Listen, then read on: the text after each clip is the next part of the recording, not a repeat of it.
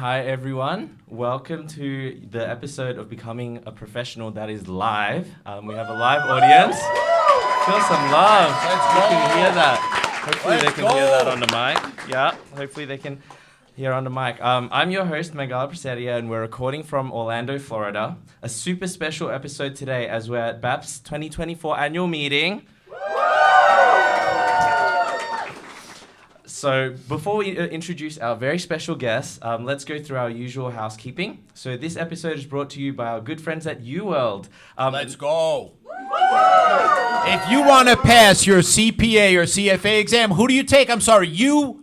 World. When I say you say world. Ready? You. World. You. World. Let's go. It's not quite the Ozzy and Harriet thing you got going. So an enormous appreciation for their support and energy, Peter. But please make sure to check out the show notes for the contact info for our sponsors and also how you can learn more about UWorld's phenomenal review products.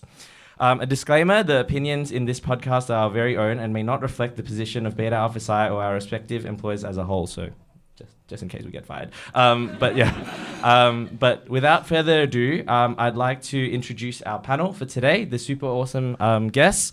Fellow Beta Alpha Psi board members and alumni advocates Chad Kelsey. The incoming Alumni Taskforce Chair Amber Young.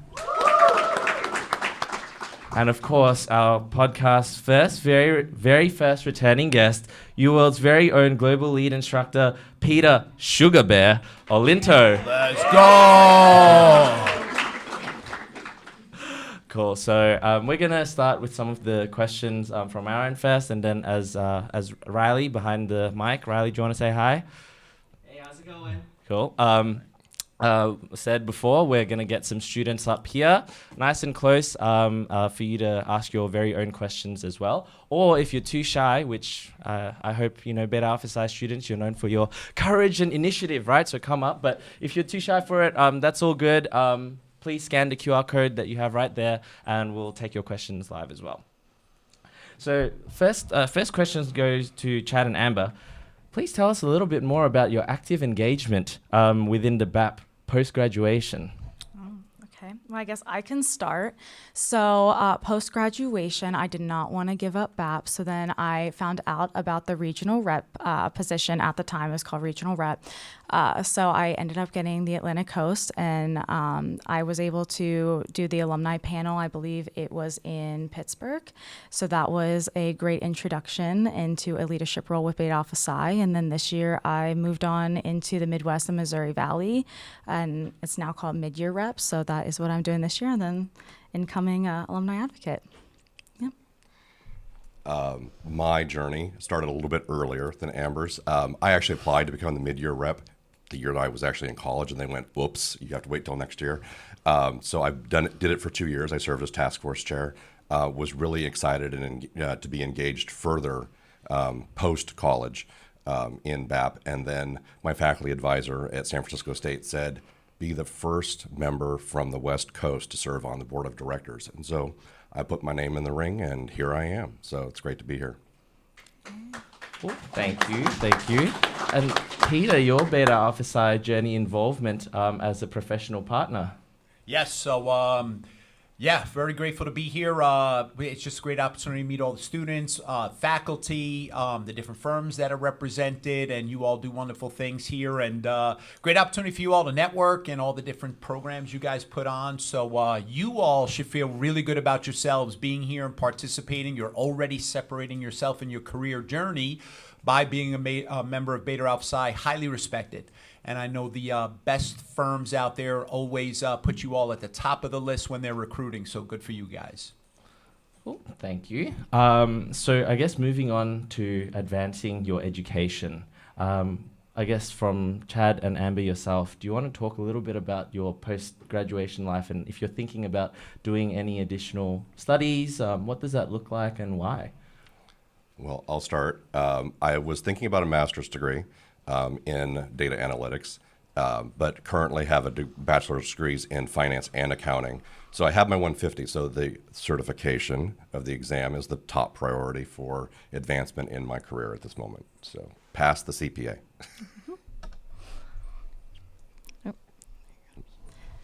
Okay, so then for me, so I have my undergrad in accounting, and then moving on, so I've been 3 years at PwC, and in the future I am considering going back to school to get my master's in business analytics. So it does combine data analytics and being able to apply that towards, financial statements and being able to, be able to identify issues, make predictions and all that fun stuff. So that is something I am aiming to do.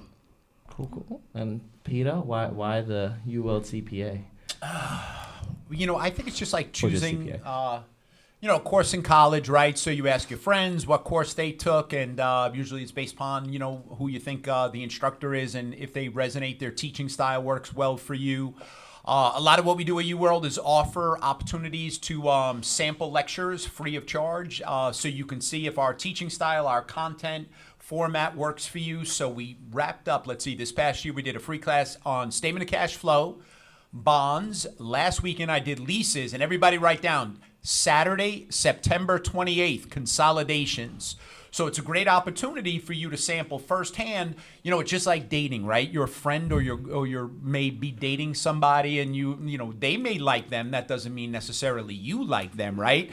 So you always want to sample firsthand and make sure it's the right course for you. So we welcome you to do that. Yep. And also, I think at UWorld too, I must say, when you work full time and try to study for the CPA exam, it's such a daunting task.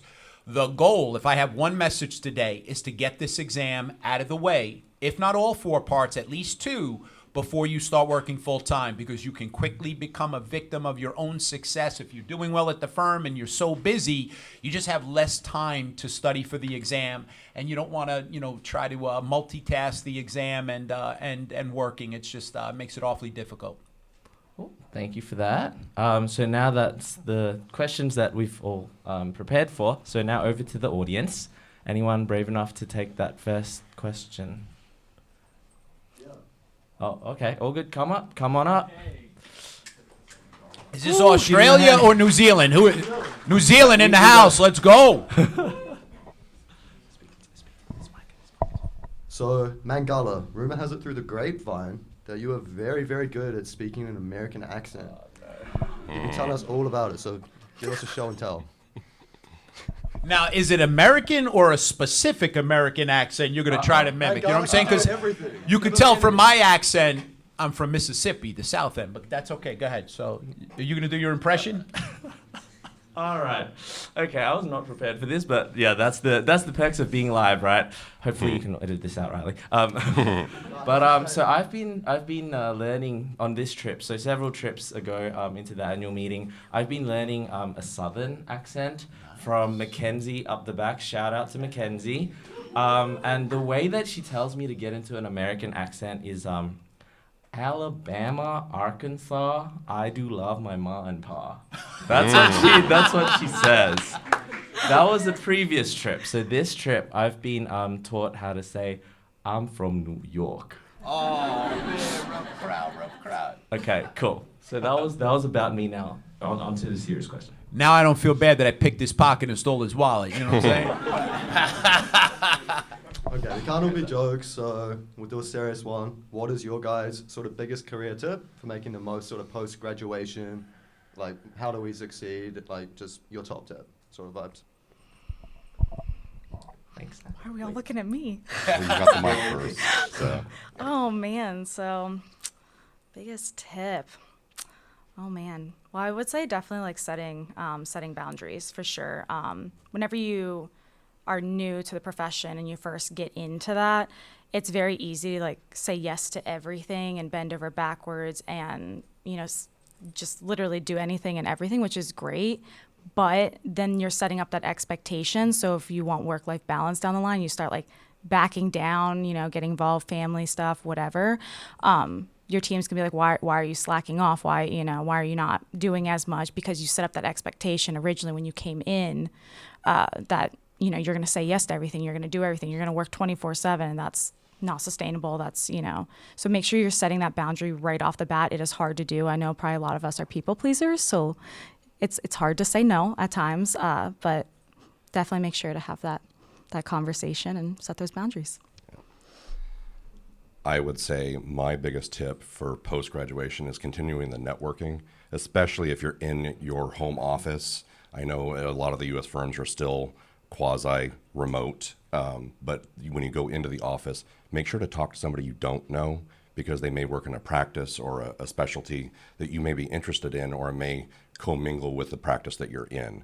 So it's constantly networking, whether it's at the associate level or it's in any kind of staff level, all the way up to managing directors and partners, because they're available. You can find your mentors very easily, and getting noticed is a good thing at work, even if it's positive or negative. You don't really want the negative, but it's the positivity. If somebody sees you there all the time, you have somebody to reach out to and talk to. I would say I would start with doing your due diligence and finding out who, whatever public accounting firm you're fortunate enough to work with, know who their clients are, what industry areas they serve. And as I always like to say, be politely aggressive with your career, because if you do not speak up, they're going to put you where there's a need, and chances are that's not a place that anybody else who did their due diligence wants to be. And then all of a sudden that becomes your specialty. So, the horrors of public accounting, right? The hours we work and stuff, you can use the firm in a good way, the same way they use you for your time and effort, by getting as much free training as you can possibly get. So you want to see as many different industry areas, all the different clients. If you're an internship, you want to see audit, you want to see tax, because you don't know what you're going to like until you actually try it. So especially the big public accounting firms have so many different clients, so many different industry areas that they serve. But if you don't speak up, you can quickly become the insurance guru. And it's like, I didn't want to be the insurance guru, but somehow that's way, not to knock insurance, but that may happen. So take control of your career, know where you're going to work, and take advantage of those opportunities to learn. Cool. All right, thank you for that. Thanks, Zach. Give it up for Zach, University of Auckland. All right, so we're going to alternate question from the QR code. So, what is a question you wish you had asked as a student or young professional? What advice do you wish you had received at the start of your career? Maybe we'll start with you, Peter. Well, actually, I had an uncle who was a partner way back when. It was called the Big Eight. And my uncle advised me about trying to get the CPA exam out of the way before I started working full time. That advice still applies today, because there's nothing worse than having to come into a new firm. You work a busy season, then you got to study for parts of the exam. You don't get a break. Then you work another busy season, and then hopefully you finish up parts of the exam, but then after 2 years, you've never had a break. So between all the hours you're working and studying for the exam, people then experience burnout, and I think that's why part of the reason public accounting gets that bad rap, right? So think about what your life would be like if before you start working full-time, you have the exam out of the way, you work that busy season, then you get a nice long break. Your entire career experience in public accounting will be dramatically different because you didn't have to multitask. So I think the advice I would give is get that exam out of the way sooner rather than later. And the pass rate in the United States goes down 22% per year when you're out of school, the longer you're out of school. And that's from the AICPA. Because I think you kind of forget how to study and have that discipline, right? And a lot of that content is academic in nature, right? So if you're an audit, you're not going to have seen that tax, that business law, for multiple years, out of sight, out of mind. And if you go the audit route and you wait to sit for regulation multiple years, by the time you get to sit for the regulation section, the tax law might have changed. So then everything you learned in school now, you got to throw out the window because it's no longer testable. So, for the most part, it's a fairly academic exam. So the sooner you do it, the better off you are. Absolutely. Chad? I would say if I had to do it over again and somebody gave me some advice, it would be the CPA right out of school, and then setting boundaries, because I'm a people pleaser. And at work, I was pulling 80 hours a week, which left no time to study. So I think that would be the biggest one. And I'm a non-traditional student in the first place, came back after a career.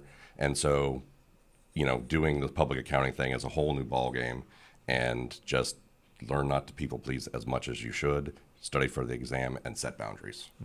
Yeah. Amber?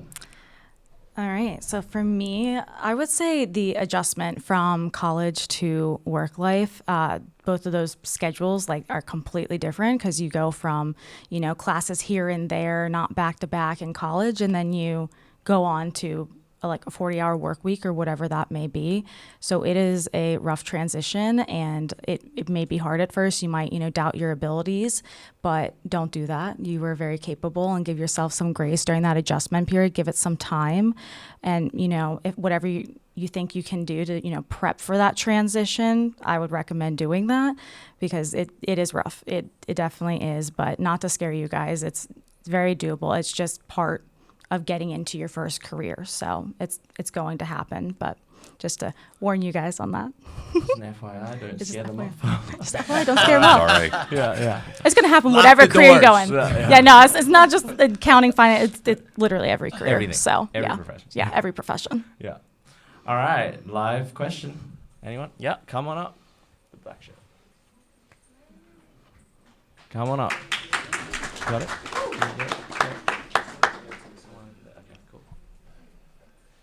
Careful. Yeah.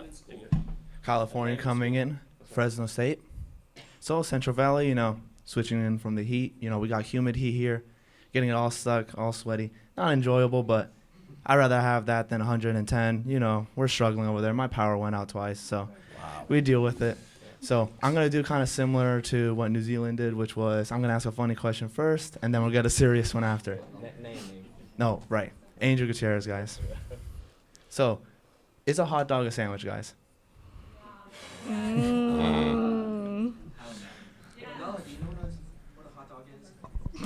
I do know what a hot dog is, but I'm not sure what. Wait, like sandwich? Because sandwich here actually could be like a normal sanger, or it could be like sanger sandwich in Australian, but like or it could be like a cookie, was it, or something? Oh, is this like is this a situation of a biscuit is a cookie for us kind of deal? Yeah, something like that. Well, I mean like like a sandwich, bread, and whatever's in the middle. Like, is a hot dog a sandwich then? I just know soup is not a meal. I know that.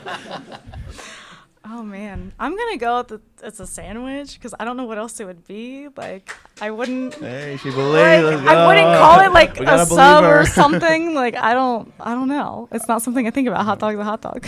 I would think it would be like a coast thing, because in California, it's not a sandwich, it's a hot dog. But on the East Coast, it could be, I don't know.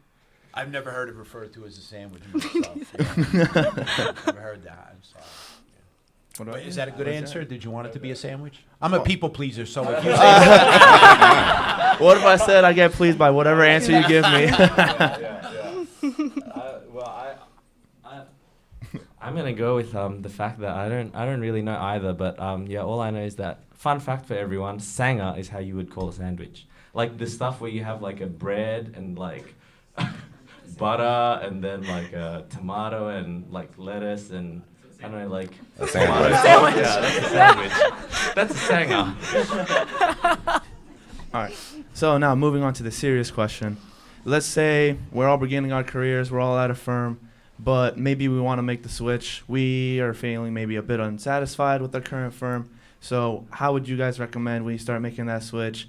Do you guys have any personal stories? Something that would make us feel more comfortable, because some of us are maybe scared. What if I try to leave and it doesn't work out at the end of the other one?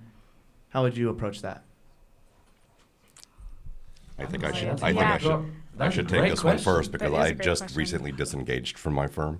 I would say, one, don't burn any bridges in your search for your new career or your different firm. Don't burn any bridges, because whatever city you work in, they all know each other.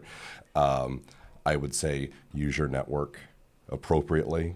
And my mother always told me, don't quit a job before you have another one. So always have something lined up and use your network to have that career choice. So. So I'd say for me, I mean, I don't know if it's common knowledge or not, but you can use more than like one recruiter. I have had that. And so it's okay to do that, because, they all have, different job opportunities, things like that. So if you're looking, transition, and you're not looking out with one recruiter because maybe, they don't have jobs in your area or something you're looking for, then, don't be afraid to reach out to another recruiter. And I agree with Chad on, don't burn any bridges, because you never know when you're going to need a letter of recommendation or any sort, or, boomerang, come back, to the firm that you left and try again or something. So, yeah, definitely don't burn those bridges. And I'm just going to say, adding to that, actually stay in touch with a lot of recruiters, like on LinkedIn, on email, Yeah. or whatever, not just like, as Yeah. you stay in touch with. Even if you're not actively looking for a Even if you're job, not like, actively looking, yeah, because you never know when an opportunity is going to come up. So definitely do that. Yeah, for my generation, it was, and my parents' generation, it was not uncommon. You stayed at that same place your whole life.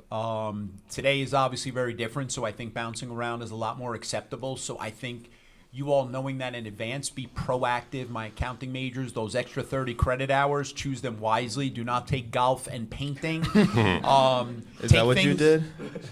No, back when I took it was only 120. Oh. Yeah, I didn't have to take the extra 30 credit hours, but I don't think I would have wasted that money because I paid for it myself, and Lord knows I was going to get my money worth. People pleasers, I'm a Peter pleaser, so I want to make sure I get something in return. But yeah, so I tell people, if you think you're going to go audit, nonetheless, while you're in school, take multiple classes in tax, because when the average person on the street hears you're a CPA, what do they immediately expect you to be an expert in? Tax, right? If you're at a firm, you like the firm, but you didn't like the audit and you want to make the transfer into tax, you'll have a more credible argument to be moved into the tax department if you can show that you've taken multiple classes in tax. If you have an interest in finance, take classes in corporate finance, asset valuation, financial statement analysis, so that you're prepared in advance in case that should happen. Because more likely than not, I mean, it's just the reality today, people do move around a lot. Thank you. Thanks. Question, good question. Good question, though. That's a great question. Mic drop question. California in the house. So from California. That's West it. Coast. West Coast. Tupac. Biggie. I'm a Biggie guy. Is that? Yeah, you've got a question? All right, cool. Question from the audience. Mix it up a bit. Good to see you too. Hi everyone, I'm Lauren Kelly from Florida Atlantic University. Go Owls. So going back to the previous topic, I know that most people, Peter specifically, are an advocate for completing, some parts of the CPA exam prior to starting full time. But for those of us that have not had that opportunity, can you talk about how a young professional can prioritize earning their professional certification while also being a team player at the firm and really being all in and present there and not half in, half out, Got it. So first of all, you're in great company if you're working full time and trying to complete the exam, because the vast majority of CPAs don't start working with all four parts out of the way. So, and the firm also has a vested interest in seeing you get certified, because they can't promote you to manager without being a CPA. And unfortunately, with the pipeline problems, that's a problem for them. That's actually good for us, because the demand exceeds the supply. So we're in pretty high demand, so we're in good shape. But I think what you have to do is your study plan. First of all, you want to get buy-in from your manager. So one of the things we do at UWorld with that personalized onboarding is we will set out a plan with you, share it with your firm to say, hey, this is how we're thinking about studying for the exam. How does this coincide with how you see me being used over the next 6 months or a year? What are the peaks and valleys in my schedule, so that you get buy-in from your firm, from your manager, so they'll support that. And the other thing I would suggest is realistic goals. Believe it or not, you could study 10 hours a week, and you could put in 4 months per part and get it done. So it would take you, if you're doing 10 hours a week, 40 hours a month, over 4 months, 160 hours, you would be very prepared for each part of the exam, but you got to divide and conquer. You got to be smart about when your busy season is, knowing when that is, and crossing off that time. You can sit for a part, but you're really not going to be studying for a part. That's not fair to the firm to do that during busy season, because we know there are 3 or 4 months out of the year where you really need it, right? And then there's other times where you're not quite as needed, where they'll be more amenable to you taking more time to study. But you got to have that collaborative effort with your firm. You want to get buy-in on that study plan, share it. They'll appreciate that. But once you share it, now they know you're trying to accomplish this goal. Now you can't hide, right? So the disadvantage of that is there's eyes on you, especially if you're doing well at the firm and they want to keep you, but that keeps you accountable. Sometimes it's nice to know Big Brother is watching, so you're more inclined to stick to that plan. We all have excuses why this is a bad time. There's never the perfect time to study, right? So it's about making that sacrifice, but you can and you will do it. It's not an IQ test. Then this will pay you back the rest of your life. And if you get a degree in accounting, how could you not be a CPA, or for my friends here, chartered accountants, right? It's like going 3 years to law school and not passing the bar. Nobody spends the time, money, and effort to go to law school and not pass the bar exam. Whether you're passionate about accounting and leases or not, if you have this degree, get a return on investment and get those letters. Wow, thank you. Let's go! Phenomenal answer. That was awesome. Thank you very much. My pleasure. I'll add one thing. So another option too is that whatever firm you go to may or may not have policies or set aside time that you can actually use, something like, 40 hours a year to, use that time to study for the CPA, so you don't have to use, vacation hours, things like that. And then some firms, it's an option, go part-time, whatever the deal is. So definitely, explore those options and see what the firm offers, and, definitely have that conversation. I'll add real quick, because a lot of the firms, what they're doing now, to Peter's point, is that there's a vested interest in you being certified, whether it's the chartered accountant, whether it's CPA, CFA. A lot of the firms will actually provide training scheduled into your work career. So if your firm is offering that, take full advantage of it, because they put you in cohorts and you study, and the firm is paying you to study. So take advantage of it. What's happening, folks? Pete Olinto with you, one of the global lead instructors for UWorld. Hello, everyone. I'm Roger Phillip of UWorld CPA Review. And our job is to help you accomplish your goal, which is to do what? To pass the CPA exam. I couldn't be more excited to be a part of this team, doing the lecture videos, doing live online, problem solving, and I'm looking forward to being the Robin to his Batman. People often ask me, why did I choose to join UWorld? The reason I did so is because they care about the product and they care about the students. Their goal is to help you pass the CPA exam as effectively, as efficiently as possible. So don't delay. Let's get it done. When I say CP, you say, hey, let's go!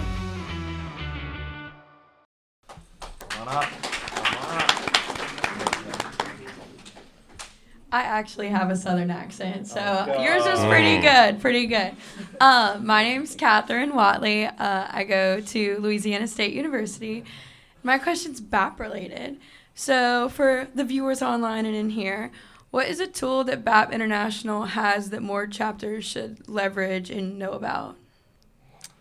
The Alumni Network, Number one, the Alumni Network. I call it the LinkedIn for BAP. You can leverage it for people to come speak at your school chapters and help you understand what the profession is and how to navigate it from their local perspective. Even if they've left the area, that's fine, but usually they're working in their home office near you, and so they've got a perspective or a touch point on what's actually happening in the industry in their area. So it's great to leverage that. The other thing is the professional partners on our website are offering so many materials that you can take advantage of, whether it's Excel, whether it's networking opportunities, how to just interact and communicate. So take advantage of our professional partners, please. And then also, obviously, we're at this meeting, so you guys are all in the right place, but definitely utilize these meetings, make as many connections as you can with other chapters, other professionals that are here. So it was great that we had that speed networking the other day, and I'm hoping it all went well for you guys and that you met a lot of people from all over. But definitely, help each other out chapter-wise, bounce ideas off of one another, and share maybe connections you guys have, and that way you can bring different people to present to your chapters and everything. Yeah, never be afraid to share those ideas and help each other out. Thank y'all. We have international friends now and new connections, so thank y'all for an amazing weekend. Well, I have a question. How do we get the next annual meeting in Australia or New Zealand? That's what I'm saying. Let's go. Let's do it. I think you talked to this guy here. I think that's the way. Thank you. We'll take UWorld sponsorships and bids. We actually want to do it in Hawaii. That works Yeah, too. there you That works go. too. So Hawaii is actually distance-wise, it's quite close to the mid-year meeting in Oceania. It's the same distance to like Milwaukee or wherever the next one is. Regional, So there you go. That's an option. So many. Come on up. Check, yeah. And then we'll go, I think you had your hand up as well. Yeah, and then, no, I think behind. I think it's 1, 2, 3. Okay, there's 3 more questions, but anyway. Yeah. All right. Hi, everyone. My name's Mitchell Dorling. I'm from Monash University, based out in Melbourne, Australia. No bias at all. My question, I guess, everyone in this room I'll say it in both terms. I feel like in American terms, most of us here are juniors or seniors. In Australia, we call penultimate year or final year students. We're about to enter the industry, pursue that CPA, CA, whatever that may be. What would you say would be the single most exciting thing that we should be looking forward to as we look to enter the industry today? Super holistic, I'm sorry. Mic drop question. So something to look forward to as you guys enter the industry. I don't know. I really like all the connections I've made. I love working in teams, and my teams have almost kind of become friends. They've been it's been great to work together, go through things together, support one another. Also sometimes the traveling's pretty great too. It depends on how much or how little, but it's always great to have those opportunities and make additional connections. Yeah. I'm going to be a little crass and say a paycheck. That's a good one. Mm-hmm. That's something to look forward to. To Amber's point, it's the connections you make. I personally look forward every morning to my commute because I can focus on what's going to happen for my day, who am I going to see, how am I going to interact with everyone, and it gives me a time to also decompress before I walk on the door and go, it's here. So just be prepared. It's something to look for. It's something to look forward to. The paycheck. Oh, Absolutely. We're all broke uni students. I'm sure we're looking forward to that. That's for sure. Oh, I was going to say the money too, man. You kidding me? The money is great. Finally, all that time and effort you put into studying, and you actually have to pay them for all that pain. At least you're going to experience pain, but there's some gain. You get paid for it, right? So, but I would say the opportunity. Honestly, there's so many different things, so many people you're going to meet, so many different firms and industries and different things you could get exposed to. So I think it's a pretty exciting time for you guys. Yeah. Oh yeah. Thank you. Let's give it up. Yeah.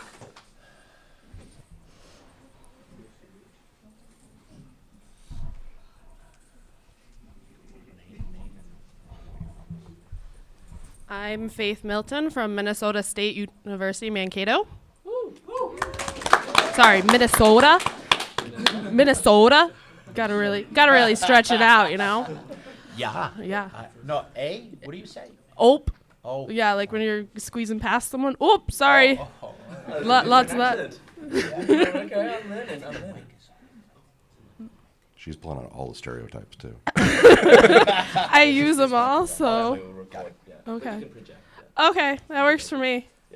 So my question for you guys, I just finished my 4-year degree. For our school, our LinkedIn is a required sophomore assignment. And it kind of just sits there. We forget about it. We come to an event like this. We see everybody. I see people I've connected with. Your LinkedIns look great. What's some advice to spice it up, make it stand out?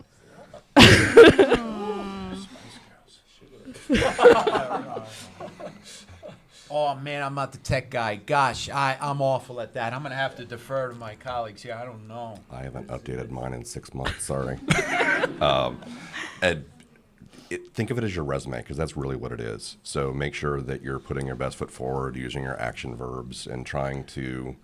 There are so many career YouTubes out there to figure out how to do it, the do's and the don'ts of it, kind of thing.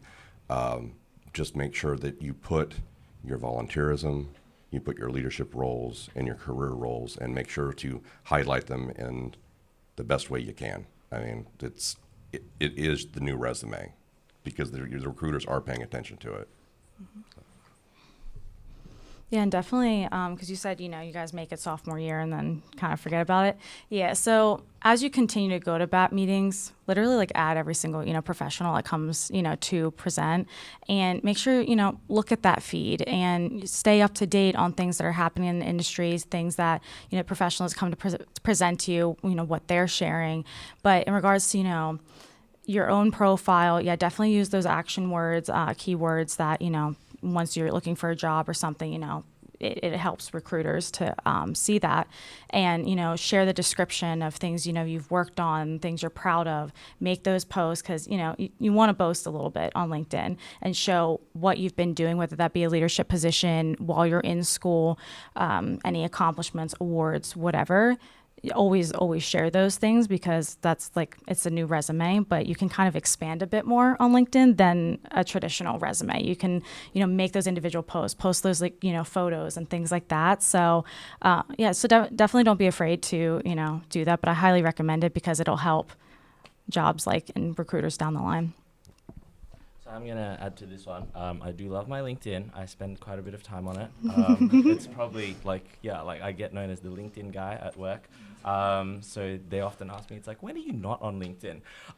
So I post a lot, and that's partly because I'm doing my MBA at the moment, and there is an assessment that literally says design your personal brand. But I've been really grateful for that, because I've been posting a lot, as Amber said. That's one way that you can definitely enhance it. But even before that, what I did to kind of personally enhance my own LinkedIn profile is very much just around your headline, use kind of I wouldn't say buzzwords, look up buzzwords, avoid using all of them, use some sparingly, but definitely use things like icons, things that are more social media-ish, that capture someone's attention. The other thing that I would do is pin the articles or posts that you've made that you really want someone to know about, who you are and what you stand for. And in that way, when they kind of looked at your profile, whether it be on the mobile app or on the actual website, then they can see okay, here's the 4 or 5 things that I need to know about this person. When you scroll down, depends on how much, again, as I'm thinking back to my time as a student, I certainly didn't have a lot of experience, and so I kind of detailed everything that I did per position that I was doing. But once I got a little bit more experience, you don't need to do that. That's for the extended resume. You want a recruiter to be able to kind of look at your LinkedIn and then scroll through and be okay, this person's done this, and that. I see a lot of people write things like ex-BWC or ex-BCG or X, some big company. I'm personally not a fan, but I know some people like that as well, as in that they would write down, oh, I'm ex this particular firm. And then there's also another option where people kind of write what their mission and value statement is in their profile rather than what positions they hold. So it's really up to you and how you want to optimize and make use of it. But definitely I'm going to shout out a couple of people in the audience here, Elijah, Aditya, right? You learn from people when you're networking. They have these little shortcuts QR code on a phone screen. That was a good one. And then the other one, thinking of a QR code on the, where's my badge? The Beta Alpha Psi, lanyard badge, right? that's another thing that maybe we could adopt, in future conferences, but that's something that helps people. Oh, you want to connect with me? It's kind of your 21st century name card. So, there's quite a few ways that you can definitely optimize it. But as I said, the more exposure you get to networking stuff like this and adding people, like Amber said and Chad said, that's really it. I'll share one thing that I think is very classy. I see a lot of my followers as they pass parts of the exam, thanking their manager for the support, the firm, like she said, if they're giving you time to study, that you give them the shout out. I know the CFA Institute, as you pass each level, they give you this online badge that you can post on your LinkedIn. I don't think the AICPA does that for parts of the CPA, but people do regularly mention as they pass parts and give the shout out. Yeah. And definitely on that, don't just make all your posts I'm proud to. As Peter said, thanking people is one thing, and then the other thing is I recently attended, these are the learnings that I got. Don't make it being oh, I'm humbled to achieve this award. That's so kind of overused. And so I feel you can kind of angle it a little bit different. I think Mangala just opened it up his own consulting firm on LinkedIn. No, sorry. I'm just hosting here, but hopefully that helps. Thank you so much. So, good. Thank you. Give it up. All right. Come on up. And we have a gentleman way in the the back. back. We have a gentleman at the back waving his hands. We'll get you up next. We got a lot of Australia and New Zealand. I'm just saying he's picking them. I don't know what's going on. I'm only serious. We love each other here. Is it across the Pacific or the Atlantic? Hey guys, my name is Elijah. I'm from the University of Central Florida. Welcome to Orlando. Thank you all for coming so much. We're so happy to have you all here. We are so happy to have you all here. My question is, what is the biggest risk you've taken in your career and how did it pay off, if at all? I think you just made them silent. Yeah, the biggest risk I took in my career was stopping what I was doing 15 years ago and pivoting and going back to school and starting over again in something that was completely out of my comfort zone. My first career was in contracts administration for a consulting engineering firm and didn't need an education for that necessarily. It just sort of fell into it. But then went back to school and got in that first accounting class, and I'm like, well, I think this is really what I want to do. But it was the hurdle of going back through school at a different age and a different time. So after being, I'm not going to say how old I am, but I'm just going to say it took many years to go back to school and do that. So that's the biggest one. So I'm still early on in my career yet, so I haven't, taken big leaps yet. But I can speak back to undergrad, where freshman year I started networking with professionals that would come in. I started building that rapport with recruiters and things. And so the next year, my sophomore year, when they came in, I learned about some summer programs, things like that I could attend, and I was eager to get started. And so, but they told me, hey, you're too young. But I was like, well, is there any possibility that, I could, still go? And so because I had a good rapport, they were able, to get me in a year earlier than I was technically eligible.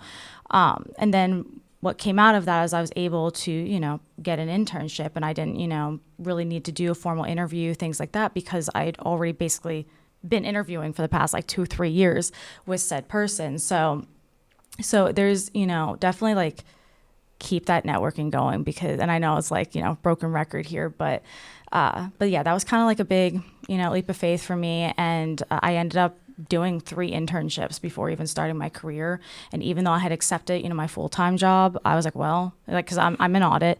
And so I was well, I want some tax experience too, because you don't know if you like it until you try it. So I reached out to my local accounting firm and CPA firm.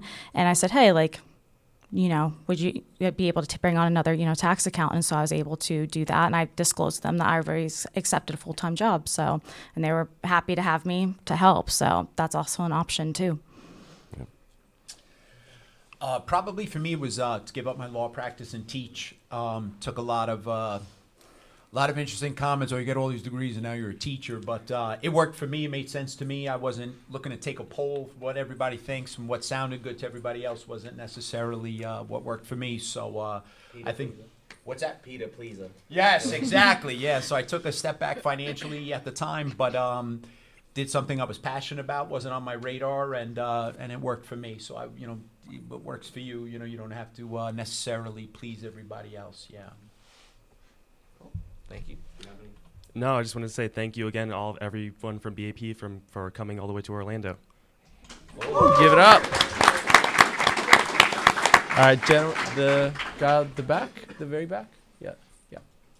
This is unbelievable. So a Florida guy sitting with all the New Zealand and Australia. This is so cool. So did you all just meet here? Yes. That Good is deal. awesome. Look at that.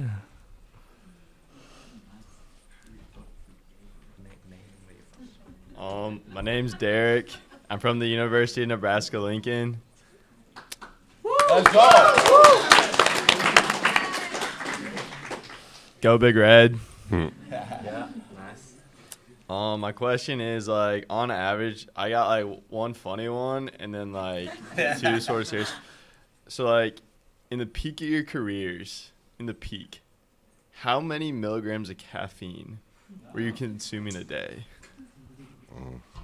Can I start? I hope I haven't reached my peak yet, but anyway. I usually drink a pot of coffee before 9 a.m. Just to get the day started. I'm not a big fan of energy drinks, so I usually do a cup of coffee in the afternoon, and then by the end of the evening, I think I drank another cup or another pot of coffee. So yeah, I'm sure my kidneys are probably going to be shot by the time I hit 50. So. I mean, for me, I love coffee, but I don't drink it on a daily basis. It's only on, those long days where I really need the energy.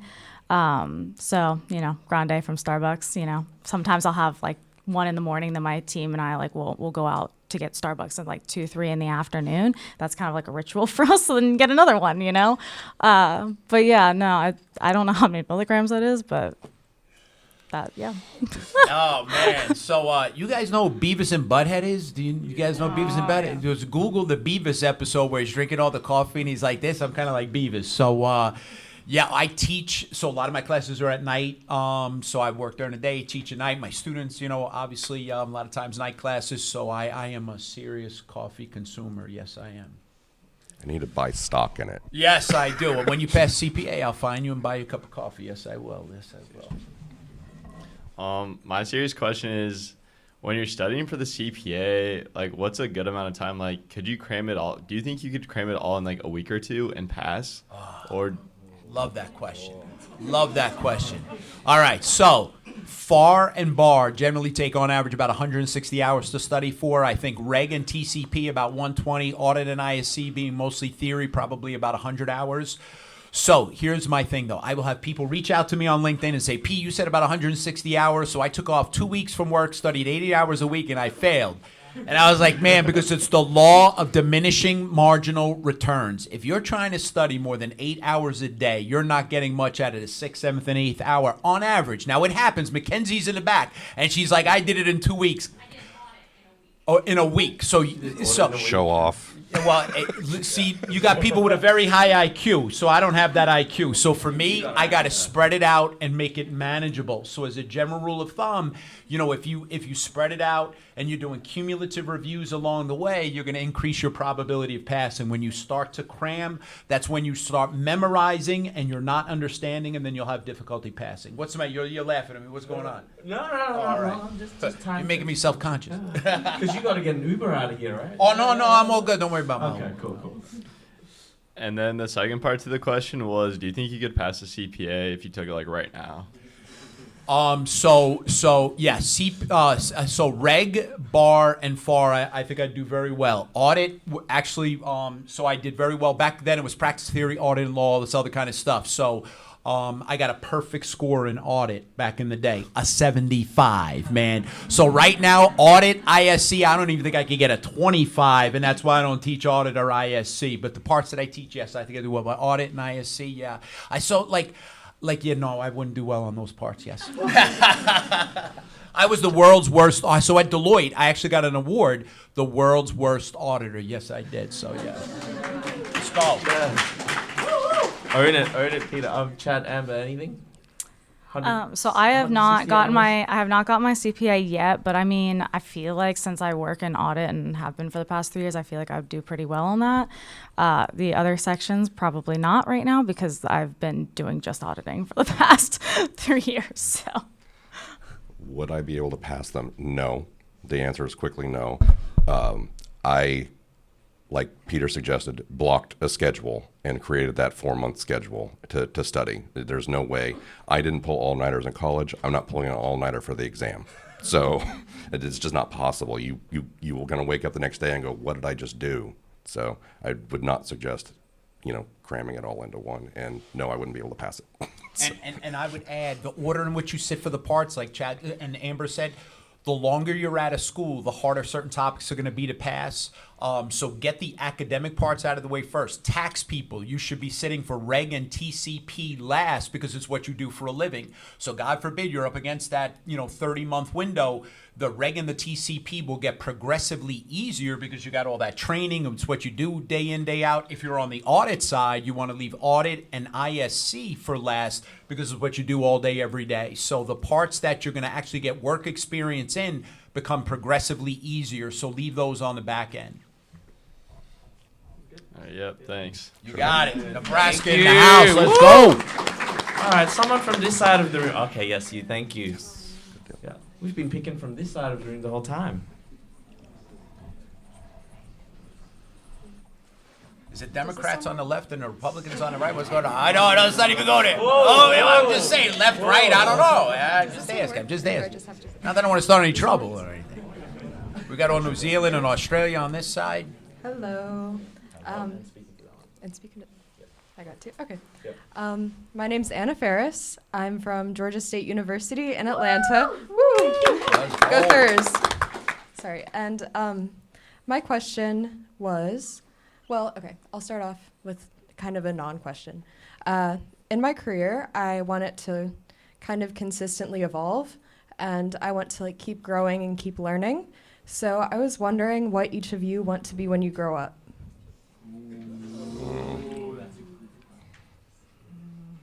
That is a mic drop question too. When I was a kid, I wanted to be an architect. So that's really what I wanted to do. But now, what I want to do is I started off in tax and really wanted to do FP&A. So that's the direction my career, that's what I want to be when I grow up. I want to be a financial analyst is really what I want to do. But I wanted to be able to be a CPA first and then go into the financial analysis part and use that portion of my finance degree. For me, I don't know what I want to be when I grow up because I like to leave that door open and just kind of, see what opportunities come along. I definitely want to do something exciting. Like I have friends and people I know that, work for like the NFL and the Phillies, and they absolutely love it. And of course, then they get, a team to cheer for and, get to deal with the team and everything. So maybe something cool like that. I'm not a sports person, but, something along those lines, exciting wise. But, yeah, that's probably, I don't know. I leave that door open because I'm like growing up, I literally wanted to do everything, be everything, like engineer, architect, like whatever, like you name it, mechanic, the whole thing. Like I wanted to do it all, like still do. I was hoping to win the lottery. That didn't happen. But now I was a DJ back in the day. So when I retire from this, I'm going back to DJing. Yes, ma'am. Yes, ma'am. Yep. Very cool. And when you pass your exam, I'll DJ your party. Let's go. You just got to like 80s music. That's all I'm saying. Thank you. Thanks. And I think for me it was, I'm not sure, but I think definitely not an accountant. I didn't think that. Sorry. Yes, you're at the back.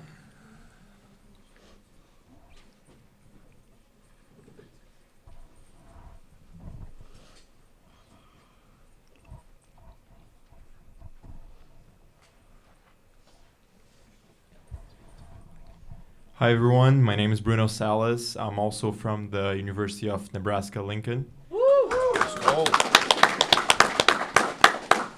I kind of like the format of starting with a fun question. So my fun question is, if you could pick an accounting superpower, what would it be?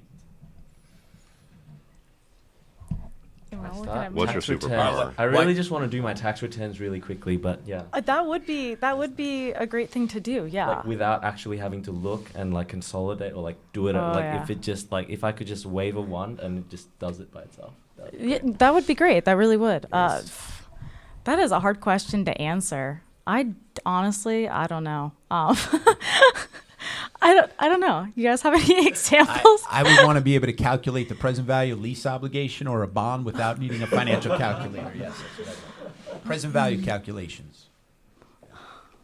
Yeah, that one. I took my international financial statement data analysis classes, and we had to do bond evaluations in GAAP and in IFRS, and had to pull out a calculator. It's like if I could just do it off the top of my head, it'd be great.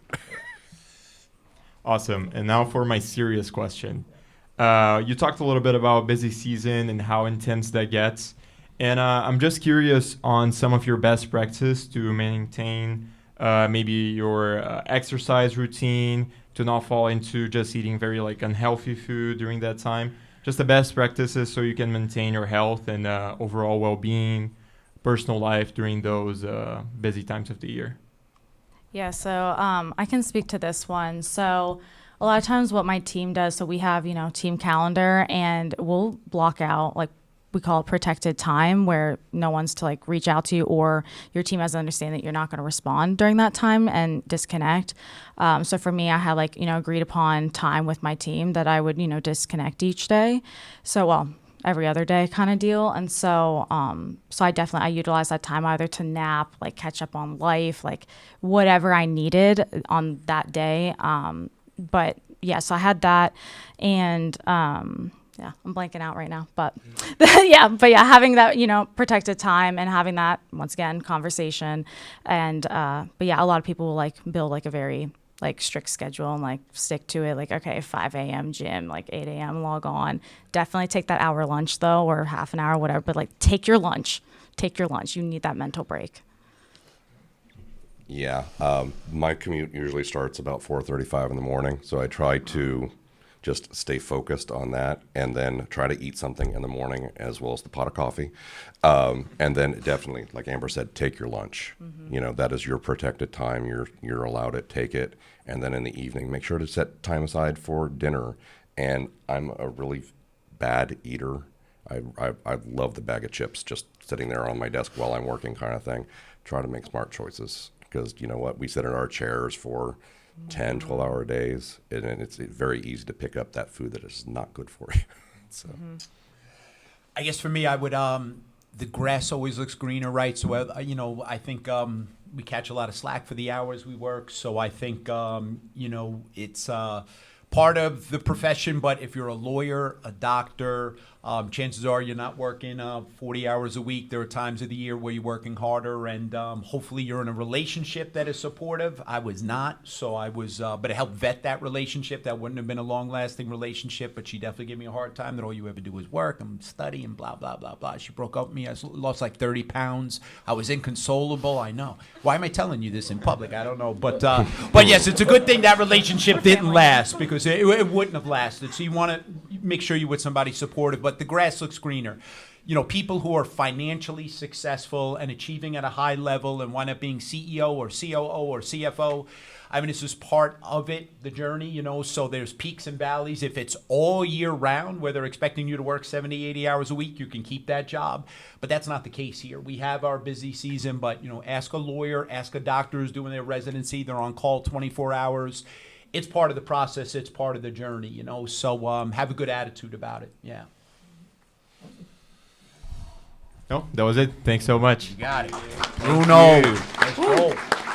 All right, time for one last question. Yeah, go for it. Or maybe two more questions. Yeah, come on up.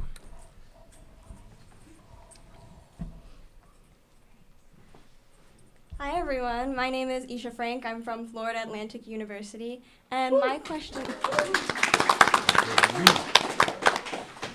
Well, I recently started studying for the CPA exam, and I found that there's so many resources. There's videos, there's multiple choice, there's practice tests.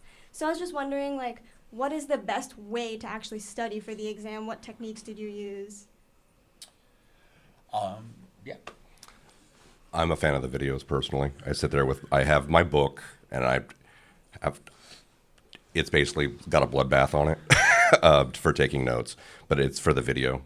I'm a visual learner, so it's the video, audio, and take notes. That's the best thing I can say.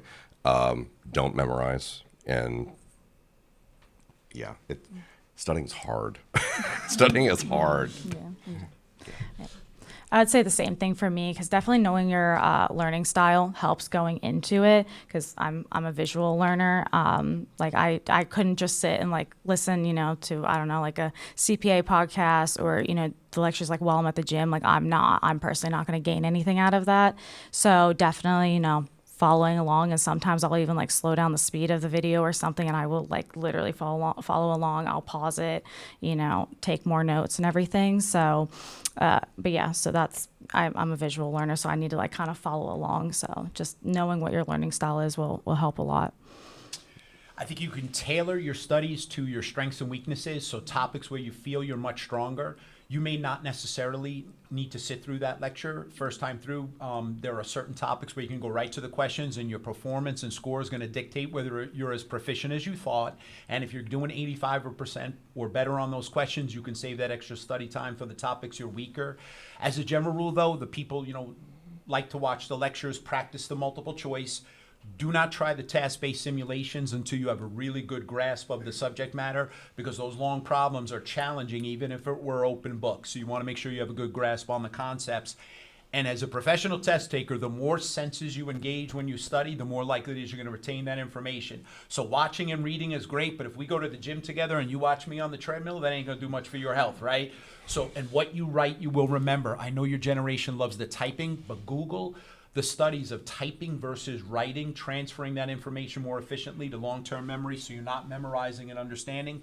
What you write, you will remember, and occasionally speak it. If you're out on a date and you want to see if you're sitting across from your soulmate, talk to them about pension accounting. If they're still there at the end of the dinner, you know you found your spouse. All right. One other thing too, so I've also had friends that they'll write their notes and they'll write it in a way, you know, they understand, and they will literally record themselves reading those notes and they will listen back to it. And I also agree with, like, you know, the multiple choice thing. That's a good tip, you know, I like to take the multiple choice first, and then, you know, see where my, you know, score is at, and then, you know, figure out what I need to review in that section, because it can save time. If, you know, you're doing really well in that section and you know that stuff, then, you know, maybe not spend as much time on it and spend more time on the things that you struggle on. So yeah, I always do the multiple choice first, and then I like evaluate and back up from there and go into the material that I didn't do well on. It's like a natural diagnostic, right? Right, And then sometimes if you're getting questions wrong, you now know what you don't know, and then when you watch the lecture, you're more engaged, and you can say, "Oh, that's why they're emphasizing that formula or that acronym to you know, whatever it may be." Yep. Exactly. Yeah. All right, thank you so much. Got it. Okay, cool. We have a lot of other questions online, but unfortunately, we've got one last question. I guess final words of wisdom from you three. What, share words of wisdom? Is that what you're asking? Yeah. Okay, all right. That's what he's asking. Make it quick. Give it yeah, to him. okay, yeah. Just give yourself grace in the process, and definitely set those boundaries, and, you know, take care of yourself. Definitely, self-care is very, very important. Final word of wisdom while you're here. Have fun, stay out of the sun, use some sunblock, and then go party, go have fun while you're still here. But for your professional career, network, set boundaries, and have fun. Do something you love. For me, be slow and steady wins the race. You can and you will do it. Make a good plan, spread it out over a long enough period of time. It's manageable. For those of you still in school, let's get parts out of the way, if not all 4 parts, before you start working. All right, thank you so much for that. Let's give the special guest another round of applause. And huge thank you to our live audience as well. We clearly learned on how to become a professional, but also get dating tips from this guy. So, all right, awesome. Well, thank you so much, everyone, for joining us on this live session for Becoming a Professional.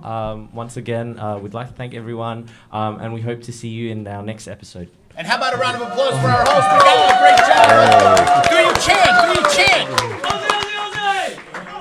That was sweet. All right. Come on, guys. See you guys at the plenary. Thank you. Hey everyone, Riley here with the credits. This episode, titled Becoming a Professional Live, was hosted by Mangala Presedia, produced by myself, Riley Ramos, and accompanied by our esteemed panelists, Chad Kelsey, Amber Young, and returning guest, Peter Olinto. Music was sourced from Resolute Audio and Fine-Tune Music on Adobe Stock. Huge shout out to UWorld for their financial support and bringing the live session to the annual meeting. Don't forget to check out the show notes for their professional partner info. They are also accepting campus ambassadors to rep the brand in exchange for free CPA or CFA review material. Also, if you haven't already, please join the Alumni and Member Network. Details are also in the show notes. Thanks again for tuning in, and we'll see you on the next episode of Becoming a Professional.